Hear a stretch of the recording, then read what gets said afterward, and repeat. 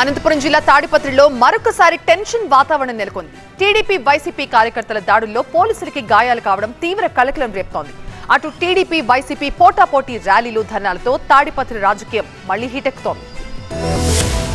అనంతపురం జిల్లా తాడిపత్రిలో TDP YCP వర్గాల మధ్య ఘర్షణ రాళ్ల దాడికి దారితీసింది. ఈ దాడిలో ఇరు వర్గాలకు చెందిన ఇద్దరు గాయపడడంతో పాటు పోలీసులకు కూడా గాయాలయ్యాయి. ఎస్పీ వాహనాన్ని ఆందోళనకారులు ధ్వంసం చేశారు. ఇరు పార్టీల నేతలు పరస్పరం రాళ్ల దాడికి దిగ్గగా ఇరు వర్గాలను పోలీసులు చెదరగొట్టారు. పరిస్థితిని అదుపులోకి తీసుకురావడానికి బాష్పవాయువును ప్రయోగించారు. ఈ దాడిలో తాడిపత్రి సీఐ మురళీకృష్ణకు తీవ్ర గాయాలు కావడంతో ఆసుపత్రికి తరలించారు. నిజానికి తాడిపత్రి టీడీపీ నేత సూర్యమణి ఇంటిపై వైసీపీ శ్రేణులు రాళ్ల దాడి చేసినట్టు ఆరోపణలు వ్యక్తమవుతున్నాయి. వైసీపీ రాళ్ల దాడికి నిరసనగా పోలీస్ స్టేషన్ సర్కిల్లో మున్సిపల్ చైర్మన్ జేసీ ప్రభాకర్ రెడ్డి ధర్నాకు దిగారు. పోలీస్ స్టేషన్ ముందు జేసీ ధర్నా మరిచిపోక ముందే మళ్లీ తాడిపత్రిలో తీవ్ర ఉద్రిక్తత చోటు చేసుకుంది. తర్వాత ఆయన వైసీపీ ఎమ్మెల్యే పెద్దారెడ్డి ఇంటి వైపు కార్యకర్తలతో వెళ్తుండగా వైసీపీ శ్రేణులు భారీగా చేరుకున్నాయి. దాంతో తాడిపత్రిలో మరోసారి ఉద్రిక్త పరిస్థితులు తలెత్తాయి.